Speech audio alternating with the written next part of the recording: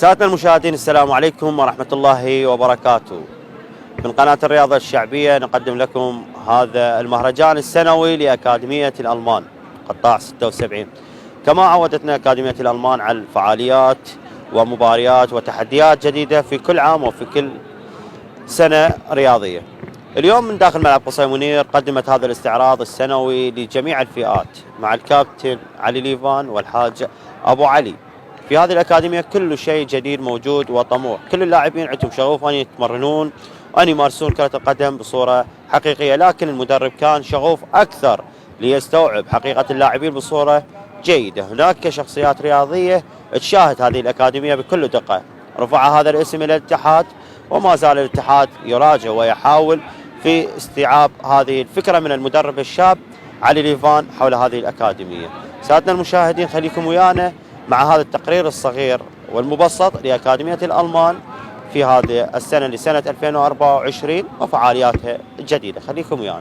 الألمان هي من أبرز أكاديميات المدينة، قد تميزت في عملها وأدائها واستقطابها للاعبين في منطقة الشركة. كما أكد الكابتن حسين جحيل على أبرز أهمية اللاعبين اللي يتواجدون بهذه الأكاديمية وبأعمار مختلفة.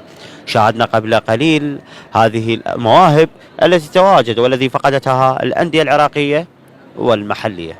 سادتنا المشاهدين، إليكم بعض التقرير والصورة من قبل المخرج. خليكم ويانا.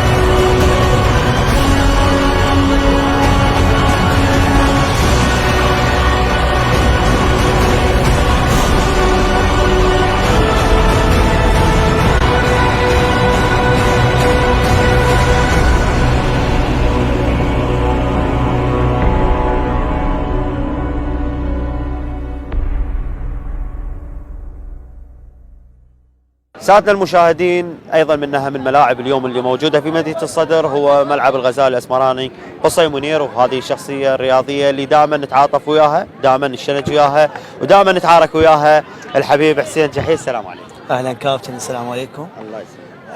اولا اشكرك كابو ملعب. الله يسلمك. جيتك هنا غالي علينا انت وكابتن اطياب وكابتن مرتضى وعلي جحيل. الله يسلمك. كابتن ابو علي، الله يخليك.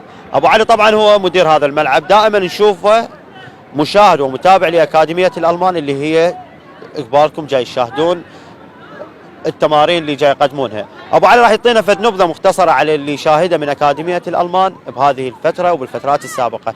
رايك بالاكاديميه بالبدايه والنبذه اللي يقدمونها؟ كابتن، اول شغله انا كرئيس فريق وكابو ملعب وكل الفئات انا عندي من البراعم ولا اول، يعني ما قاعد اسوي اللي قاعد يسوونه اكاديميه الالمان صراحه، يعني مو مجامله. فالشخص يتعب عليهم كمدرب هو والكابتن ابو علي، اليوم غايب نتمنى له الشفاء لانه انسان يعني ابو علي محترم وكبير. فاكاديميه يعني ما يختلفون عليها اثنين. اكاديميه ملتزمه من جميع النواحي اكيد. من كل النواحي، اول ناحيه الاخلاق، الانضباط. يعني الرجل قاعد يتعب، يعني شوف تمرينه بالثلاثه وبالاربعه بالصيف ويتعب واللاعبين قاعد تحضر، فما بيها شيء نقص. فاتمنى كل الفرق الشعبيه وكل الاكاديميات تسوي اللي قاعد يسوونه اكاديميه الالمان، والدليل يعني احنا فقدناها بمنطقه الشركه. الوحيد اللي محافظ عليها يعني على مستوى مدينه الصدر، يعني اكو قله، ومنطقه الشركه يمكن الوحيد محافظ عليها بس هو. نعم. اكاديميه من ضمن، خلينا نقول مئات او عشرات الاكاديميات الموجوده بمدينه الصدر، تحسها مقاربه للاكاديميات البقيه او تختلف بشيء؟ لا تختلف، يعني انا اللي قاعد اشوف الاكاديميات يعني اللي هن بهن كتاب من الوزاره، اكاديميات وداعمها الوزاره وداعمتها الاتحاد، ما قاعد تشتغل الشغل اللي يشتغله هو صراحه. جهود ذاتيه؟ ايه. هذا الشيء هم من وجهنا للاتحاد، انه الاكاديميات الالمان ما مدعومه من اي جهه سياسيه او حزبيه او جميع الجهات المختلفه، فقط جهود ذاتيه، واكيد هي عندها رساله انه هي ما منضمه للاتحاد، تتمنى ان تكون ضمن الاتحاد. نتمنى هذا الشيء. برايك تستحق ان تكون ضمن الاتحاد؟ نتمنى، هو هذا يعني واقع، الواحد يحكي بالواقع انه هو يستحق، ونتمنى هذا الشيء، يعني هو هسه رجل من يشترك بطولات مال الاكاديميه يعني رافع اسم الشركه، يعني اشترك باسم الشركه، احنا نروح نسانده ونروح نشجعه، لان شنو هو يعني قلت لك شخص يستاهل والاكاديميه تستاهل، يعني تحس بتعبهم، قاعد يتعبون ويوصلون، نتمنى ان الله يوفقهم. طبعا ايضا من فئه البراعم يتواجد وياي احد اللاعبين اللي انضم مؤخرا الى هذه الاكاديميه، راح يعرفنا عن نفسه ومتى انضمامه الى هذه الاكاديميه وعمله مع الاكاديميه. السلام عليكم. عليكم السلام. شلونك حبيبي؟ شلون زين كابتن؟ الحمد لله. حسون حبيبي، حدثني عن انضمامك للاكاديميه، ايش وقت انتميت لهم، وعن مواليدك وعن مركزك وبكل تفاصيل اشرح لنا. كنت وصلت وياهم ب 2021. نعم. المواليد 11، اسمي حسين صالح عبطان. نعم. مكان تكيسرة. تمام. شنو اللي عجبك بالاكاديميه؟ شنو اللي الفعاليات اللي يقدمونها؟ انتظام. نعم. واحترام. كل شيء يعلمنا. نعم. كل اسبوع 3 ايام نتمرن ونلعب. اهم شيء قال لنا الدراسه، واهم شيء الاحترام قال لنا. نعم. جاي يشوف هذا الاحترام والانضمام موجود بهاي الاكاديميه؟ اي موجود. نعم. المباريات اللي قدمتوهن سابقا، البطولات، مشاهدتك لباقي الفئات شلون كان؟ خوش يلعبون تمام، واحترام عندهم اهم شيء عندنا. نعم. راح تكون انت من ضمن اللاعبين المميزين رايك باي؟ ان شاء الله. جميع هذه النشاطات. اليوم معي احد اللاعبين الناشئين اللي موجود في ملعب قصي منير، راح يعرفنا على اسمه ومكانه ومركزه في هذا الفريق. السلام عليكم. وعليكم السلام كابتن حبيبي. اول شيء عرفنا عن نفسك واسمك ومركزك. الاسم عباس ايمن، مركزي اخر لاعب. ضميت الى مدرسه الالمان بسنه 2019. نشكر الكابتن علي ديفان على القدمه لنا، ويعني نشكره، وان شاء الله نوقف له بالايام القادمه ان شاء الله. من انضمامك سنه 2019 وهسه احنا حاليا سنه 2024، كيف شاهدت اجواء الفريق او الاكاديميه من بدايه 19 وحد هسه 24؟ اجواء كبيره، يعني تعلمت منه اشكال، يعني اشكال والوان. الاخلاق، الاحترام، هي اول شيء ما يجيب لاعب اذا مو على الاخلاق والاحترام، هي هاي مهمه. انت تجيب له خوش لاعب وما عنده اخلاق شو تسوي؟ المفروض انت تجيب لك خوش لاعب وعنده اخلاق، هاي مهمه. انت كلاعب ناشئ، رايك بالفئات الباقيه، فئات البراعم وفئه الاول والشباب، شنو رايك؟ راعي. ابرز الانجازات اللي قدمتوها السنوات الماضيه؟ انجازات بطولات وانجازات على ملعب حسن طيار، لعبنا على نادي خاشب، على نادي الولاء، لعبنا الدعش، لعبنا بالبلديات، لعبنا بالمناطق نعم. هذا توفيق. كلمه تقولها للمدرب مالك؟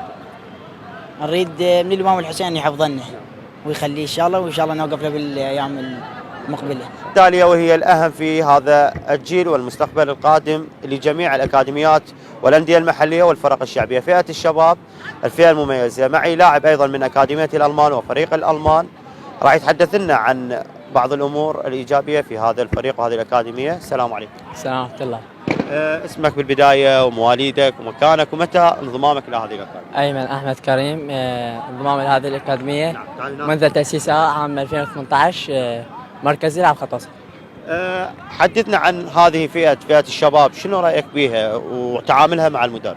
فئة الشباب مالتنا مال الأكاديمية فئة ممتازة، وتخوض مباريات باحترام حسب توجيهات الكابتن وشو يقول لنا النفي. نعم.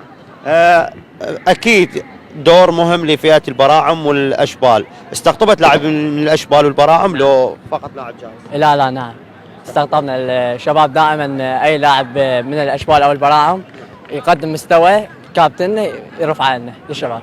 ابرز البطولات اللي قدمتها او استقطبتها فريق او فئه الناشئين. استقطبنا هواي بطولات. رايك راح يكون دور فعال لكم بالاتحاد بالايام القادمه؟ ان شاء الله حيلا. كلمه تقولها للمدرب مالته. شكرا. قليل بحق. عليكم السلام ورحمة الله وبركاته. خلينا نتحدث بصوره عامه عن فئه الرديف. اول شيء اعطيني اسمك ومواليدك ومركزك. اسم كاظم جوال عطان، مواليد 2004، المركز وسط. ايش وقت انضميت لهاي الاكاديميه؟ بداياتك؟ بدايات انضمامي لأكاديمية الألمان 2022. نعم. يعني مثل ما تقول صار تقريبا سنتين. سنتين والأكاديمية. نعم. شلون شاهدت الاجواء الرياضيه من سنه 2022 واحنا هسه مقبلين على سنه 2025؟ أجواء رائعة كمنظومة، كلواعيب زينين ويانا، كمدرب أهنيه على اجتهاده وتمرينه كفئتنا وفئة البقية للمدرسة. يعني ابرز البطولات اللي حصلتوا عليها بهاي السنوات الجديده؟ هواي حصلنا عليه، كاس الأبطال أخذنا، كاس الخليج أخذنا، وعديد من البطولات، وكو عديد من البطولات ما حالفنا الحظ نصعد بهم بس ما حالفنا الحظ.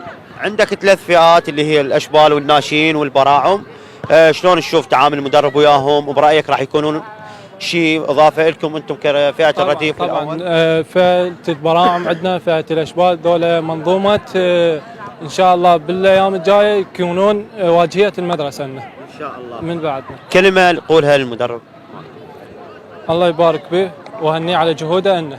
المشاهدين لكم من قناه الرياضه الشعبيه، وهذا التمرين الجاد بصوره حقيقيه للمجتمع الرياضي وللاتحاد المحلي ولباقي الاكاديميات الرياضيه في مدينه الصدر. معي ينضم مدير هذه الاكاديميه ومدرب هذه الاكاديميه، المدرب الشاب الطموح علي الفريجه، وعلاء ليفان هو راح يعرفنا على نفسه. السلام عليكم. عليكم السلام كابتن. اول شيء شرفتونا الله يسلمك. كابتن زيدون وكابتن اطياب. علي كريم عبد الله، مدرب مدرسه المان الكرويه. تأسست هذه المدرسة 2018 بوجود الكابتن أبو علي اليوم اللي غايب، ونتمنى له من قناتكم الموقرة شفاء العاجل إن شاء الله. بداياتكم بالأكاديمية سنة 2012؟ 2018 أكيد. يعني أنت من توصل لهاي المرحلة يا كابتن ما تجي يعني من فراغ. نعم. أكيد من جهد. نعم. جبار بنفس الوقت. ولاعبين طموحين. نعم. أنت لو تعرف إنه إيش قد نعاني يعني حقيقة. بداياتكم فريق شعبي؟ فريق شعبي، وبنفس الوقت لحد الآن أنا فريق شعبي وافتخر بهذا الشيء، ودائما أنا أنقل هاي الرسالة عن الفرق الشعبية الحمد لله والشكر أكو ناس تخدمك رياضيين بعد يعني. بديتوا بالبداية فريق شعبي إنه ثم كانت هي فئة واحدة؟ فئة واحدة مثل ما تقول شباب وأول بالضبط. تمارس هاي يعني بصورة عامة. بصورة عامة. إنه نويت إنه تأسس أكاديمية؟ أي بالضبط. نويت إنه بداية تأسيس الأكاديمية الألمان أي سنة؟ يعني بديته بهذا المجال تقريبا 2019 يعني 19. عدد الفئات اللي كانت موجودة بذاك عندي فئتين اللي هي البرعم والشبل فقط.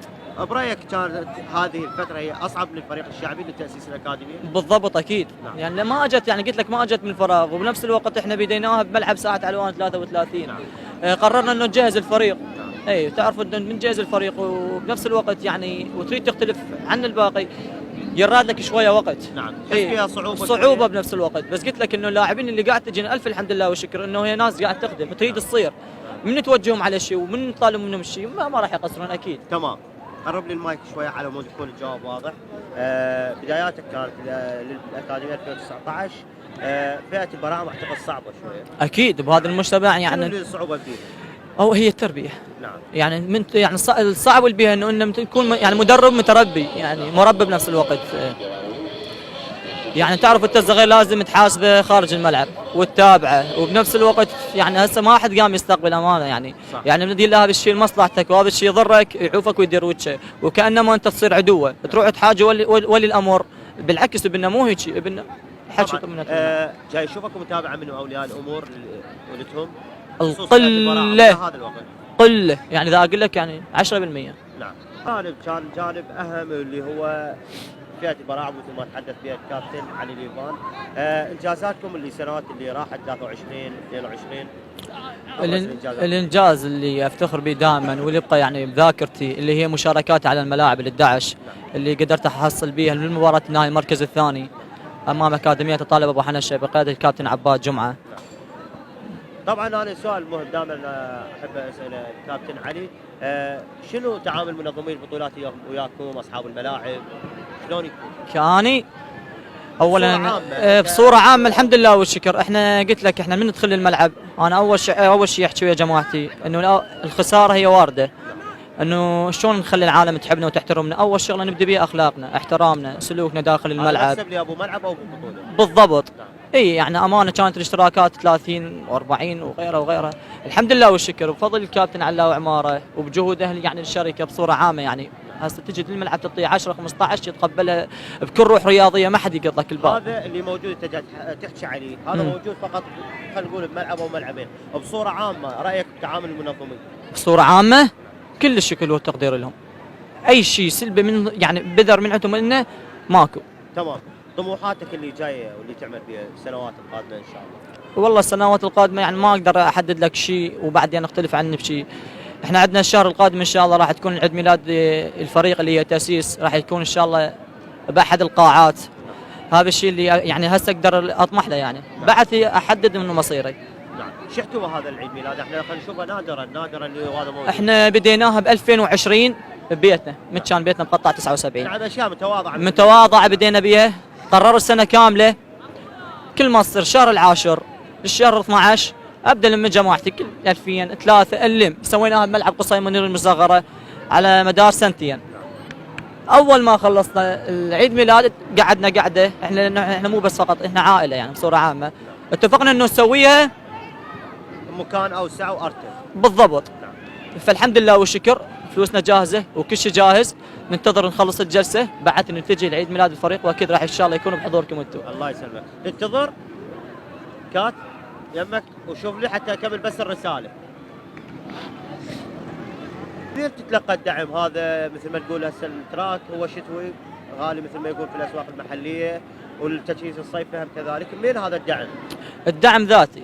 اوضح لك اياها بصوره مختصره يعني انه احنا كل 3 اشهر او 5 اشهر نجهز. هسه خلصنا الجلسه الشتويه راح ارجع ادز للجروب، عندكم 5 اشهر تجمعون بيها مثلا للتجهيز الصيفي، كل لاعب 5000، عندهم 5 اشهر هم يجيبون قاصه يلمون الربع ال 500 يقدرون يلمون بيها. تمام. الاتحاد المديريه ماكو اي دعم؟ ماكو اي دعم، اي دعم ماكو ابد. هاي رساله طبعا الاتحاد خلي يفتهمها انه شنو اكاديميه الالمان، رساله لكل الاكاديميات قبل الختام. اولا كل الشكر والتقدير لكم والصاحبين الملعب علاء وعماره والكابتن حسين جحيله. بصوره عامه اي شخص بباله هدف ويسعى له الله راح يوفقه. بصوره عامه كان مدرب او كان لاعب او كان بصوره عامه اكاديميات، اسعى والله يوفقك ان شاء الله. ونتمنى لكم التوفيق والنجاح. الله يسلمك. ايضا التوفيق لاكاديميه الالمان بالسنوات القادمه. هؤلاء الشباب طموحين ورسالتهم كانت جدا مهمه. سادة المشاهدين خليكم ويانا مع هذا المختصر لاكاديميه الالمان. الى اللقاء.